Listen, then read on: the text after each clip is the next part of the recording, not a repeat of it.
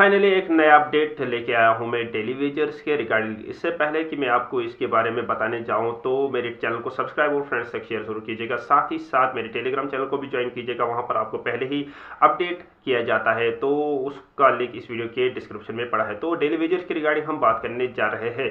जैसे कि daily wagers के रेगुलराइजेशन की बारे में यहाँ पर प्रोटेस्ट चल रहा है। डेली वेजर्स आए दिन प्रोटेस्ट कर रहे हैं ताकि इनका यही डिमांड है कि हमें रेगुलराइज कर दिया जाए, लेकिन अभी उनके बारे में बस बात ही चल रही है। हम इनको रेगुलराइज करेंगे, इनकी सैलरी को इंक्रीज करेंगे, लेकिन ऐसा अभी ऑफिशियली अनाउंस नहीं हुआ है। हालांकि हमारे सीएम साहब ने 6 मंथ का गैप मांगा है। इन 6 मंथ्स में उनका कहना है कि यही है कि हम पहले इनका आंकड़ा देखेंगे, इनका नंबर देखेंगे, कितने नंबर है। हमें पता ही है कि टोटल 61,000 हमारे डेली वेजर्स है डिफरेंट डिपार्टमेंट्स के, और साथ ही साथ 36,000 हमारे एसपीओज बाई है। एसपीओज की अगर हम बात करेंगे, इनका ये जो बहुत ही ज़्यादा काम करते हैं, जैसे कि हमारे कांस्टेबल है, जितना काम हमारे कांस्टेबल करते हैं उसी के हिसाब से उतना ही काम हमारे एसपीओज बाई भी करते हैं। कांस्टेबल के हिसाब से अगर हम देखेंगे, इनका सैलरी की बहुत ही कम सैलरी है हमारे एसपीओज बाई की। तो देखते हैं अब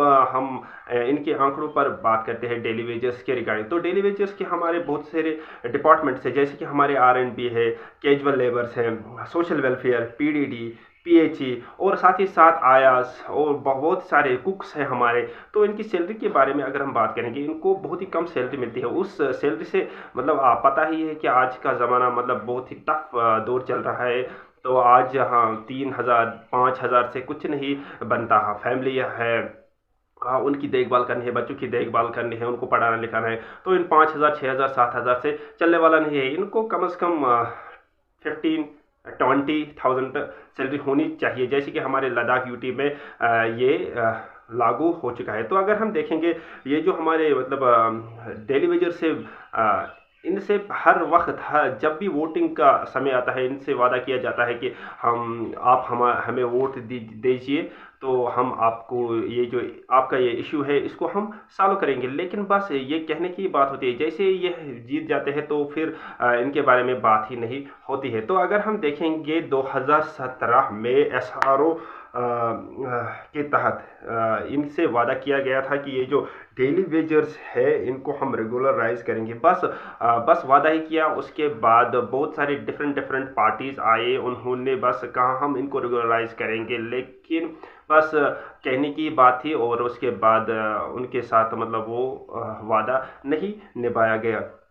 तो आप आए दिन ये जो हमारे डेली वेजर्स है प्रोटेस्ट करते हैं। प्रोटेस्ट करने का यही मकसद है कि ये कह रहे हैं कि हमें रेगुलराइज कर दो। अगर आप रेगुलराइज भी नहीं कर पाओगे तो कम से कम इनकी सैलरी को इंक्रीज करना चाहिए, क्योंकि अगर हम देखेंगे डिफरेंट टास्क होते हैं, मतलब फैमिली के और अलग से अपने उनको मुकम्मल करना होता है। मुकम्मल तभी होगा जब हाथों में पैसा हो। तो साथ ही साथ अगर हम देखेंगे दूसरे साइड से हमारे एसपीओज बाई भी बहुत कम सैलरी लेते हैं, तो इनकी सैलरी भी इंक्रीज होनी चाहिए, क्योंकि ये कैजुअल लेबर्स प्लस ये हमारे डेली वेजर्स प्लस ये एसपीओज, अगर हम इनकी बात देखेंगे ना, अगर इनको हम देखेंगे तो इन्हीं की वजह से ये जो हमारी J&K की यूटी है ये बैलेंस में पड़ा है।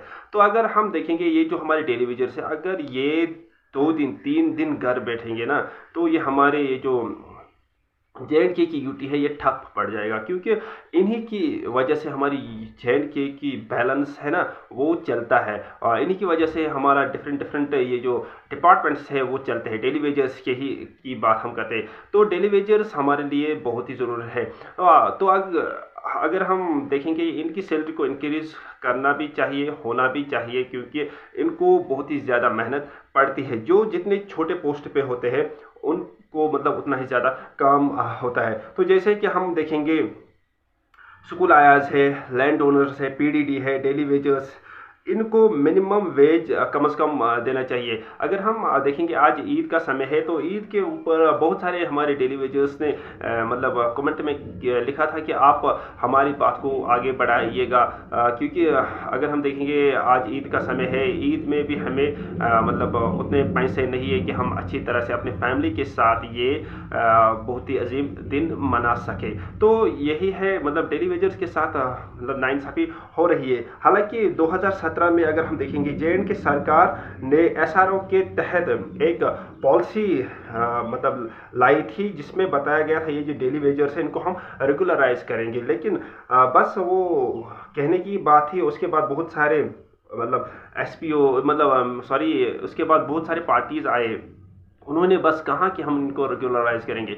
बहुत सारे मेरे दोस्तों ने मतलब कमेंट में लिखा है कि हमें 15 साल हुए हैं इस में एज ए डेली वेजर काम करते हुए। आधों ने लिखा 20 साल, आधों ने लिखा 30 साल हमें इस डिपार्टमेंट में काम करते हो, मतलब हमने इतने साल इस डिपार्टमेंट में काम किया, लेकिन अब तक हमारे साथ कोई भी रियायत नहीं बरती गई। तो यही रिक्वेस्ट है कि अपने गवर्नमेंट से कि इनको रेगुलराइज कर दो, और ताकि ये भी अपनी ये जो लाइफ है वो अच्छी तरह से जी पाएंगे। तो इनके साथ मतलब बहुत ही ज़्यादा नाइंसाफ़ी होती है। हर पार्टी आती है, हमें वोट दो, लेने के समय बोलते हैं कि हम आपके ये जो मसाइल है वो हल कर देंगे, लेकिन बस ये कहने की बात होती है और उसके बाद इनको साइड में फेंका जाता है। और अगर हम इस वक्त देखेंगे, हमारे CM साहब ने मतलब वादा किया है 6 मंथ का गैप दो, और 6 मंथ के गैप के बाद हम देखेंगे आपकी नंबरिंग, और नंबरिंग के तहत हम आपकी सैलरी को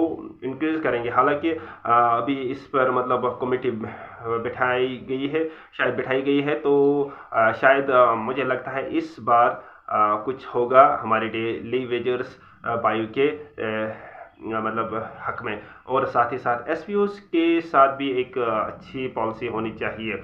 मतलब अगर हम देखेंगे ये जो हमारे डेली वेजर्स है, हर पॉलिसी एक अच्छी पॉलिसी होनी चाहिए, जिसे एक मतलब स्टेट या UT उसका मतलब आईना अच्छी तरह से बनना चाहिए, उसकी पॉलिसी इस तरह की होनी चाहिए। हर ये जो नए नए मतलब ये आते हैं, जो अनएम्प्लॉयमेंट यूथ होता है, उनके लिए एक अच्छी पॉलिसी होनी चाहिए, ताकि वो भी मतलब आराम से अर्न कर पाए। ज़रूरी नहीं है कि मतलब गवर्नमेंट एम्प्लॉयमेंट होना चाहिए, एक इस तरह की पॉलिसी होनी चाहिए हर एक UT में, हर एक स्टेट में। अगर अनएम्प्लॉयमेंट यूथ भी होगा, यानी कि सॉरी अनएम्प्लॉयमेंट की बात नहीं है ये, अगर कोई मतलब गवर्नमेंट का एम्प्लॉय नहीं होगा, यानी कि उसके पास नौकरी नहीं होगी, फिर भी उस पॉलिसी के तहत वो आराम से अर्न कर पाए। तो इस तरह की पॉलिसी होनी चाहिए, मतलब बहुत ही ज़बरदस्त पॉलिसीज़ होनी चाहिए। जिस तरह से अगर हम देखेंगे ये जो एडवांस्ड कंट्रीज़ होती है, लाइक हम देखेंगे अमेरिका है, इंग्लैंड है, फ्रांस है, जर्मनी है, इन कंट्रीज़ में अनएम्प्लॉयमेंट मतलब ग्रोथ क्यों कम है? क्योंकि इनके पास ज़बरदस्त पॉलिसीज़ होती है।